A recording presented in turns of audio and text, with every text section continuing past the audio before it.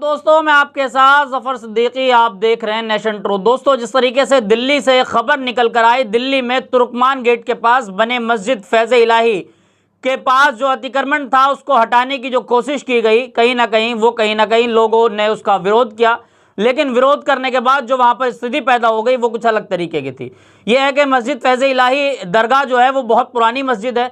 वहां पर बने एक डायग्नोसिस सेंटर और वहीं पर बने एक छोटे सा बारात घर, जिसके अंदर उन गरीब बच्चियों की शादी होती थी जिनके पास ये व्यवस्था नहीं हो पाती थी, जो पैसे का इंतजाम नहीं कर पाते थे। उन तमाम लोगों की शादियां वहां पर होया करती थी। वहां पर एक डिस्पेंसरी थी जिससे लोगों को दवाइयां मुफ्त मिला करती थी। उसको और डिस्पेंसरी को और बारात घर को जो तोड़ने की प्रक्रिया की गई। साथियों, सवाल इसलिए उठता है कि मामला हाईकोर्ट में था।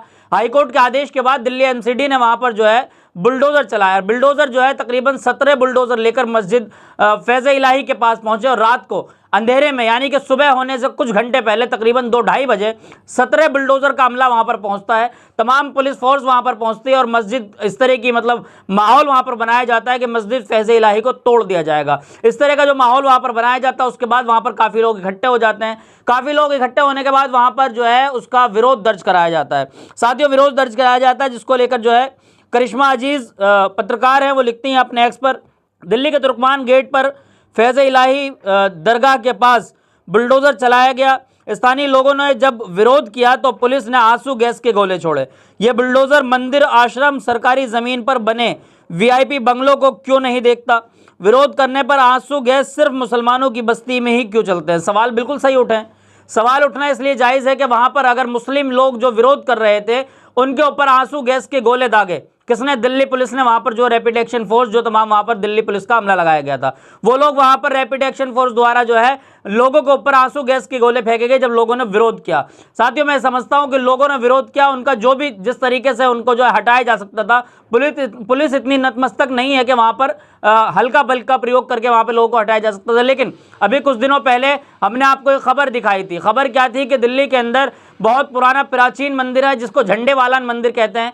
वहां पर आरएसएस की पार्किंग को लेकर मामला हुआ था, वहां पर बुलडोजर चलना था। वहां पर कई लोग सामने आए थे, कई लोगों ने विरोध भी किया था। लोगों ने कहा था कि अगर मंदिर पर बुलडोजर चलेगा तो बुलडोजर हमारे ऊपर चलेगा, हम पहले बुलडोजर के नीचे आ जाएंगे, उसके बाद मंदिर पर बुलडोजर चलेगा। साथियों, वहां पर किसी भी तरीके से पुलिस ने कोई आंसू गैस का गोला नहीं छोड़ा। और एक दो नहीं, हजारों नहीं, मैं समझता हूं कि लाखों मंदिर ऐसे हैं जो कि गवर्नमेंट के जमीन पर बने हैं। जहां पर मस्जिद दरगाह फैज़ इलाही है, उसके जस्ट पीछे की साइड में एक मंदिर बना हुआ है, वो भी अवैध अतिक्रमण की जगह पर है, लेकिन उस पर कार्रवाई क्यों नहीं होती? सवाल यह है कि सिर्फ और सिर्फ मस्जिद को चिन्हित किया जाता है। और हाँ, कुछ एक नफरती कीड़ा है जो दिल्ली के अंदर तमाम मस्जिदों को तोड़वाने का, बुलडोजर पहुंचवाने का और एमसीडी की ताज जो है वो तमाम ताका झाकी करता रहता है। उस कीड़े की तस्वीर में मैं आपको दिखाऊंगा, जो कीड़ा बहुत खुश हो रहा है।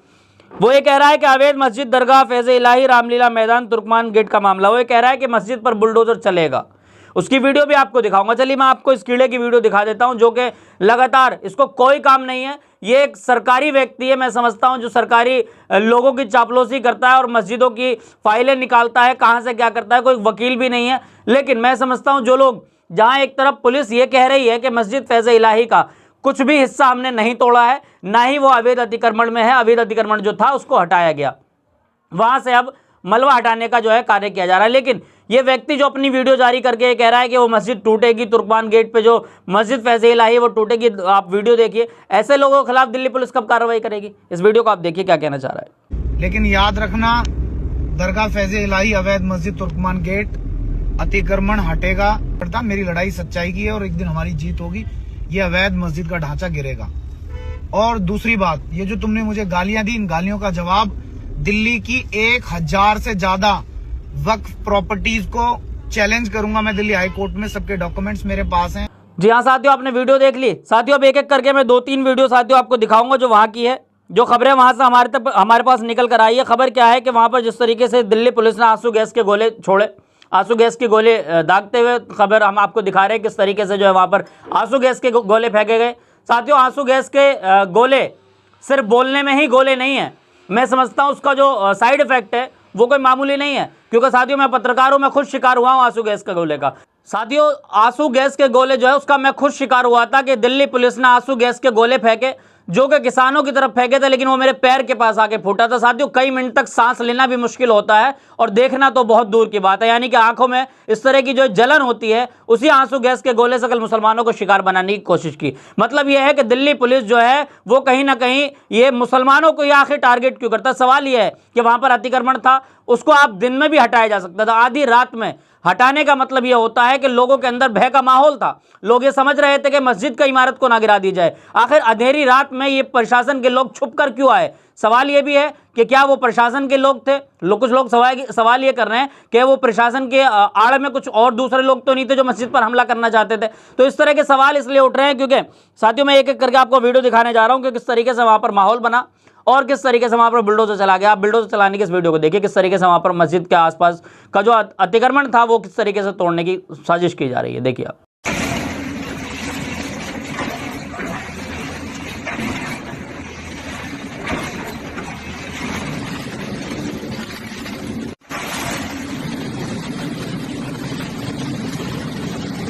जी हाँ साथियों, आपने इस वीडियो को भी देख लिया। मतलब साथियों, इससे साफ पता चल रहा है कि वहां पर 17 बुलडोजर लेकर पहुंचे थे पुलिस। और पुलिस की सबसे बड़ी जो वो गलती लोगों की नजरों में निकल कर आ रही है वो ये है कि दिल्ली पुलिस को आधी रात पहुंचने की क्या जरूरत थी। अगर दिल्ली पुलिस दिन के उजाले में पहुंचती, वहां पर तमाम बैरिकेड्स लगाए जाते, डायवर्जन कर दिया जाता, तो शायद जरूरत नहीं पड़ती कि मुसलमान ना वहां पर इकट्ठा होते, ना वहां पर किस तरीके से माहौल क्रिएट किया जाता।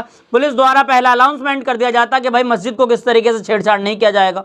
लेकिन दिल्ली के अंदर हजारों मंदिर ऐसे हैं जो सरकारी जमीन पर बने हैं, जो एमसीडी के जमीन पर बने हैं, आखिर उनको कब हटाया जाएगा? सवाल यह है कि दिल्ली की मस्जिद हो, चाहे उत्तर प्रदेश की मस्जिद हो, चाहे देश के किसी अन्य हिस्से की मस्जिद हो, क्या उन तमाम मस्जिदों को ही सिर्फ लीगल और इलीगल की नजरों से देखा जाता है? सवाल इसलिए है कि एक देश के अंदर दो कानून क्यों? जब झंडेवालान मंदिर के सामने कुछ लोग विरोध करते हैं तो उन पर आंसू गैस के गोले क्यों नहीं दागे जाते? एक देश के अंदर दो कानून क्यों?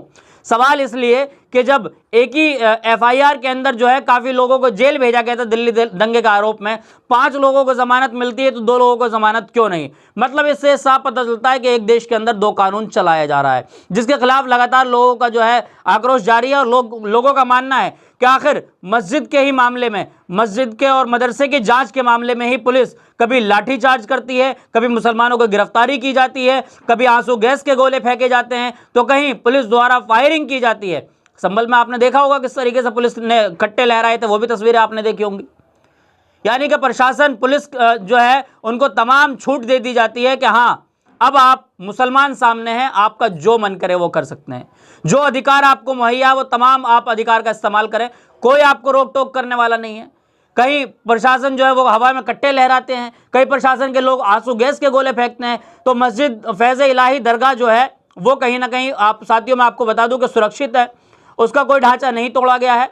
और जो आसपास 2 चीज़ें थी, यानी कि एक डिस्पेंसरी थी, एक वहाँ पर बने बारात घर के साथ जो वहाँ पर अतिक्रमण था, इंक्रोचमेंट था, उसको हटाया गया है, जिसका मलबा अभी उठाया जा रहा है। लेकिन सवाल फिर यही उठता है कि आखिर मस्जिदों पर बुलडोजर रात को क्यों पहुंचता है? यह सबसे बड़ा सवाल है। दिल्ली पुलिस को बाकायदा नोटिस पीरियड देकर नोटिस वहां पर चिपका देना चाहिए, दिल्ली के लोगों को समझा देना चाहिए था, ऑफिशियल स्टेटमेंट दे देना चाहिए था कि यहां पर इंक्रोचमेंट हटाया जाएगा। दिन के उजाले में करते, रात के अंधेरे में कौन काम करता है?